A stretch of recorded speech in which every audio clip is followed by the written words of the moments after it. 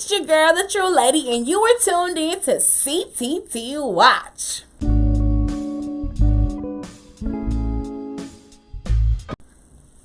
Hey T-Sippers, I am starting a new segment called CTT Watch, where I watch certain things, certain movies, certain films. Right now, really just Netflix right now, because we coronavirus. And I give you my honest thoughts, opinions, and takeaway. This will be a spoiler alert T-Sipper on anything that I may watch. So this week, I chose to talk about Self-Made, which is the story of Madam C.J. Walker.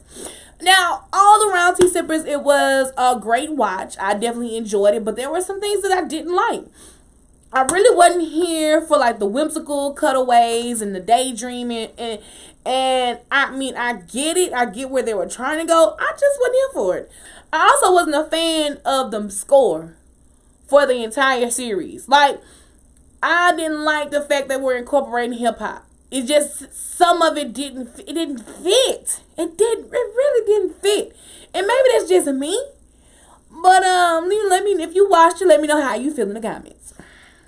Now, there were so many topics to dive in and discuss about Madam C.J. Walker. First off, it wasn't her damn name. That was her husband's name. She was just the madam, the wife. And I was like, damn, what? I thought C.J. Walker stood for something else. I thought it was like Christy Jones, Christy Johnson, Christy Jonah, Charity John. I'm sorry. I know but I really thought CJ stood for something else pertaining to her name. But it's really Charles James Walker. Anyway, and I get it, she's the madam because she was this man's wife. So I'm gonna just kind of start from the beginning. I'm gonna try to. I really wrote some notes down, y'all, of what I want to say, because I could be all over the place. Overall, the story itself was very inspirational, because when you are dead set and determined on your dream, you gotta keep going, no matter what obstacle may come your way, because you could be at the dead bottom and boom, you right at the top. When she left her little sorry, man, that man wasn't sorry. I'm gonna get into that. When she left her husband and she moved to New York, things started booming for Madam C.J. Walker. Started booming. Her name was Sarah. Everything started booming for Sarah. You know what I'm saying? Like, she got her whole estate. She was moved the next door to Rockefeller. She had salons all across the nation. Glossine was everywhere with the press and comb kit. The hair girl, everything was just booming the moment she left her husband and moved from Indianapolis to New York. Even though her daughter finessed her. But that's another thing. I'm going to get to that. So, you cannot, you know what I'm saying? You have to stay positive, stay driven. You use those obstacles and negative energy to be the fuel to your fire to light your dream up. Okay? Like, I mean, she was a prime example of that. Like, prime example. Struggle after struggle. When she ain't had no hair, I was like, oh, she was patchy. Lord. So, I get it. You know what I'm saying? There was definitely some inspiration there. And I hate the fact that she thought she was born to struggle. But when you change that mindset, you can go anywhere. You can flourish. Addie Monroe, didn't know she existed. I didn't know. And then at the end of the series, when she said, I stole your formula, I was shook. Shooketh. I was taking aback. Do you hear me? She stole your formula this whole time, Addie? Lord. But Addie, when the lady came back, I know she had stole some tins from her, and she went and sold them, and she came back with the money like that. Like that, y'all. Addie should have known then, you know what? I should do business with her. She brought me money back so fast. How she went about it was wrong. Don't get me wrong. But if you're thinking from a business mind, a business perspective, she didn't really steal from me. She was really trying to. I wasn't giving her a chance, and she was making me see why I should give her a chance. To be honest, Madam C.J. Walker did that throughout the whole movie, but we'll talk about that. And so Addie really missed a huge opportunity on some money that they could have made together. If they would have worked together instead of so much odds with one another, and Addie had to lie her way and scheme her way to use the boy John, her Sarah's daughter's husband. That's when your focus is all about the money. See, I made a post about that on not too long ago and saying don't let the money be your main focus, because that way you're gonna bend and fold, your morals gonna go right out the damn door. You know what I mean? So her morals was all out the door. And then Addie had her own shit going on. She was in a abusive relationship, because you could tell she had the black eye when she ran to Indianapolis. Don't know why she ran there. I don't know why she chose to go there after she could have went anywhere in the world. But she went there where Addie was, where Madam C.J. Walker was, just to be competition in her face. I don't know the truth of that, because she's a new person to me. I wasn't aware of who she was, so I'm gonna do my research. But it definitely came from an abusive relationship. Her mama, Addie's mama, already just probably had negative connotations about having her as a daughter, because she said Master cursed me with a mixed daughter, cursed me with a daughter. But she said, but you're light skinned, you're pale and high yellow and got good hair, you should be good in this world. This is what her mama has been preaching and putting into her head. But Addie also feels like she can't even live up to the expectations or the standards that her mama say she should be living up to. So there was already this internal battle with Addie on her own. You know what I'm saying? So not only that, Addie had her own self-colorism issues, and she knew of her privilege but was blind to her privilege at the same time. Let's see. I just don't understand why Addie was so upset about her going to sell them tins. Like, I know she took them from your home, but she sold them, brought you the money back just to prove to you. She asked you. Let me be the face. Sarah could have been the perfect face, because, baby, when I say she had them patches, she had them patches, and she grew, baby, Addie hair grew down her back. Sarah hair was down her back. Whatever that was, I needed. Is that still in rotation? Is that still being made? Cause me and my hair, it's natural hair struggles, Lord. Anyway, so self-image. Okay, so Madam C.J. Walker, aka Sarah, had struggles with her own self-images because she has been beaten down by this world. And it's just blatant in her face that the light-skinned woman is right. She gonna get it done. She the face.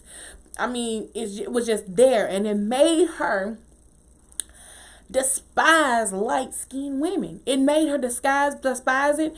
And it made her feel like she ain't beautiful, but she's still a woman with money. Now, I can definitely relate to Sarah in that manner, because if you ever listen to any of my podcasts, I've definitely said, I got three things against me. That I'm black, as far as dark skin, I'm nappy headed, and I'm fat. I've always said I have those three things against me. But as I've been doing my own self-work, those aren't three things against me. It's just society's problem that they haven't accepted me for who I am, because I've accepted myself. But as in here and there, Sarah, she had a hard time accepting who she was. No matter the amount of money, no matter how long her hair got, she still, was bothered by her self-imagery. You know what I'm saying? It bothered her. It plagued her. It was a part of her fuel to her fire, but it still plagued her mentally. So when her husband cheated on her, and then who he cheated on her with, that was really a punch to the stomach to her. You know what I'm saying? What I didn't like, Booker T. Washington, to know, like, we've been told great things about this man, and not to tear his legacy down, but to see how nasty and rude he treated her because of colorism. That was another thing. He allowed Addie to get on stage. Isn't she beautiful? Don't she look good? She beautiful, catching to the eye. But he kept ignoring. He knew everybody around him was telling her about Madam C.J. Walker. He kept ignoring it. And she took the stage. She took the stage on her own interruption, gave a great speech, but that conversation with them two behind closed doors in that hallway, it just put a bad taste in my mouth about what the man name is, Booker T. Washington. It put a bad taste in my mouth. And I was like, wow, I really hope that's not how he really thought. You know what I mean? And the belittlement of women in this series blew my mind. You know, I mean, I know it was back in them times, and, you know, the woman was to be seen and not heard, but just to, like, see it, blatantly see it, and these were strong women, and how some men were just like, oh, no. The mortician. Baby, the mortician, oh, my God, I would have shot him. Don't think because I brought my tail in here to talk to you that you finna put jab. I can't even get the words out. But don't think that you finna get some. Oh, that pissed me off. Let's see, and it made me think that he was having sex with the dead bodies, but that's just another. I know that's too far, but that's just what it made me think. Now another thing. Now it was the belittlement of women, but Madam C.J. Walker, how this portrayed her is the belittlement of the black man. Y'all, I would cape for the black man. I really do, because I see a plight. You know what I'm saying? She just kind of ran over her husband. You know, they weren't a team per se. She was like, do it. This what we doing. Then she manipulated him.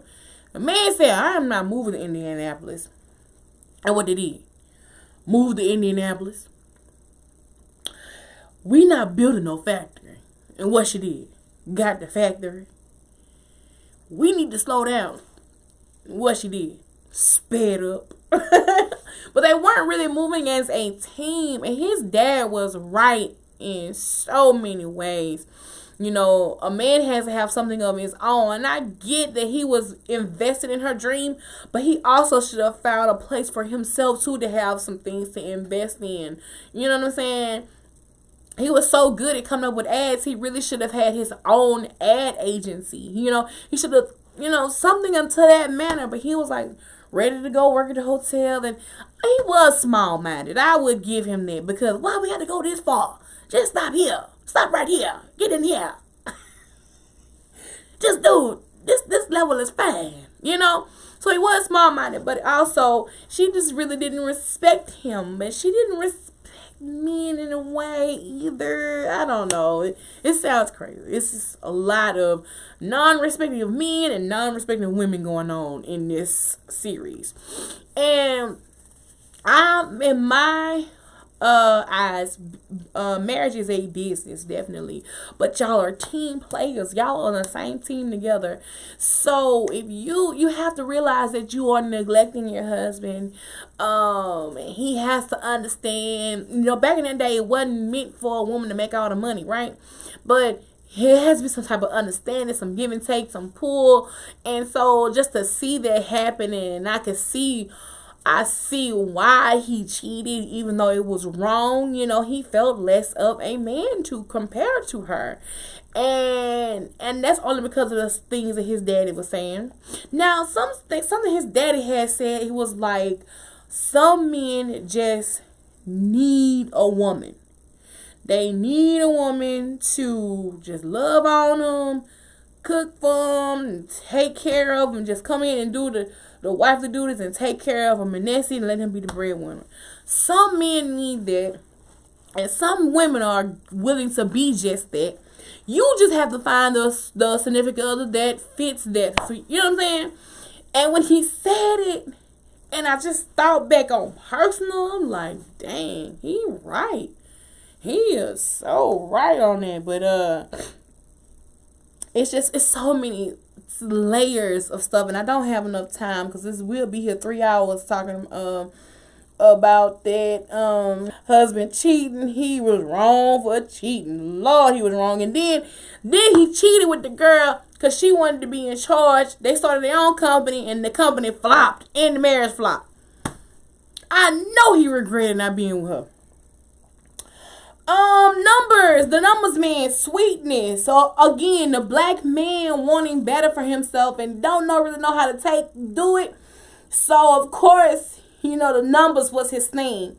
But if sweetness, I know he was loud, and that's brought him to his demise because he was loud and spoke up with stuff. Because in certain situations you have to do that. But if he would have just quietly invested that money, he wanted to be so upfront. I'm investing. I'm the investor. Shut the fuck up. It ain't got to be known that you invested the money. You'll just reap. If Ransom would have did right, you would have reaped the benefits of the money from the investment. Being a solid partner. And take that money and legitimize yourself and don't just, be the numbers. But he just had to be known. He had to be upfront. Sometimes you gotta move in silence, y'all. Like the G in lasagna. Shout out to Wayne.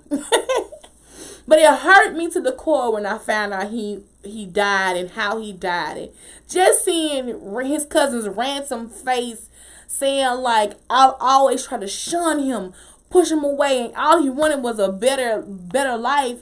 And this man died fighting for my son. That's a hurting feeling.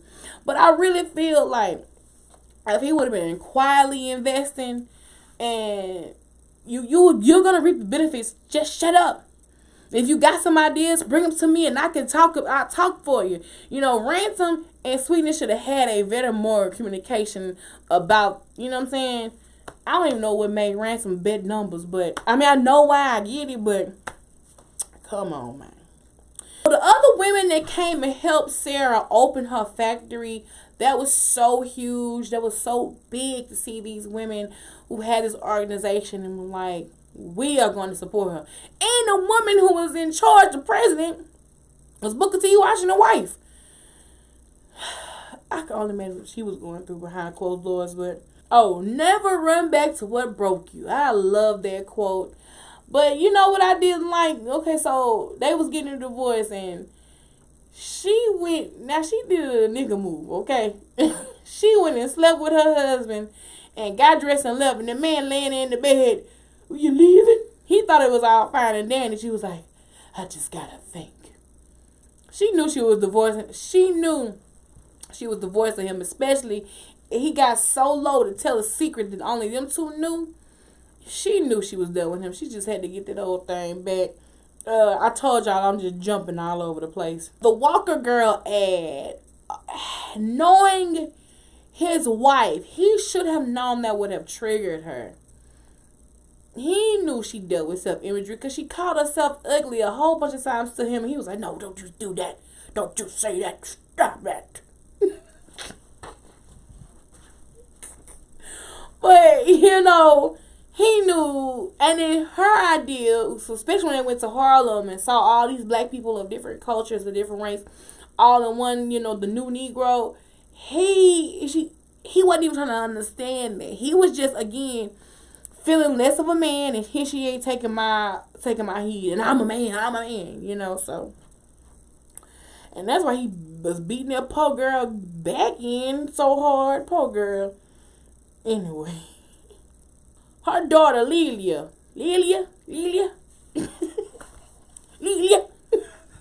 I'm sorry. Alright, so her daughter. Okay, Tiffany Haddish played this role. And Tiffany Haddish really was herself. Seriously. She was herself. Now, mama, nah. No, nah. Anyway, this was a great serious role for her. I appreciated seeing it. But you could tell her daughter was different. You know what I'm saying?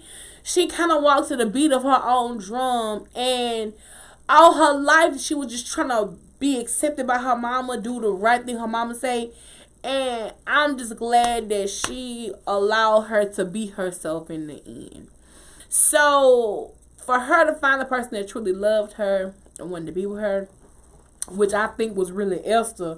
But why the hell Esther ain't never show up to the train station? I got a theory. Hold on. But you know, for her to allow her to be herself towards the end and having some type of understanding, I think that was very big and bold of her. You know what I'm saying? And her also adopting that young girl at the end, because she was all about legacy, passing things down. And I think that is what we lack as a black community now. We don't think of what we're going to pass down to our children, to keep our name going, to keep the generational wealth going. She was a millionaire, and she was trying to set her daughter in place to have an heir, to have this and that and the third. And it was all because of that little girl, Faith. I can't remember her name right now, but and right now her children's children are still tied in with Madam C.J. Walker's legacy, and I think that's big. You know, now back to Esther. So Esther was Lydia's first lover, and her and Esther wanted to go to New York so damn bad, and she finessed her mama into saying, "Oh, let me go to New York." You know what I'm saying? And she never showed up to the train station. I think John and his friends got a hold of Esther and beat Esther to death. That's what my thought is. They didn't go in detail about it, but I really think that's what it is. And, you know, I could believe it. I could believe that's what happened, because he felt belittled as a man, him own self, John. Oh, now how you gonna leave me, you sinner? He was hurt. I think John was more hurt that she was excited that they were divorcing, and not hurt like he was hurt. You know what I'm saying? Because he somewhat loved her, but he was old do for nothing now. Now John, I didn't like John because he went and ran the Addy and spilled all the family tea. You can't be in the family spilling the family tea. Overall, I would definitely watch it again. I have watched it again because of coronavirus. But if you haven't watched it, need to watch it. I'm kind of all over the place because I just wrote notes on what I wanted to make sure that I talked about it and address and give my opinions on. But overall, I definitely enjoy watching it. I want to hear from you in the comments of how you felt when you watched the Tea Sippers. And give me some other things that you think that I should watch, that I should talk about. That's all, Tea Sippers. Make sure you follow me on all social media. Such a Lady 85 on everything. Twitter, Instagram, Facebook, Snapchat, or really search for the hashtag Catch the Tea. And we out.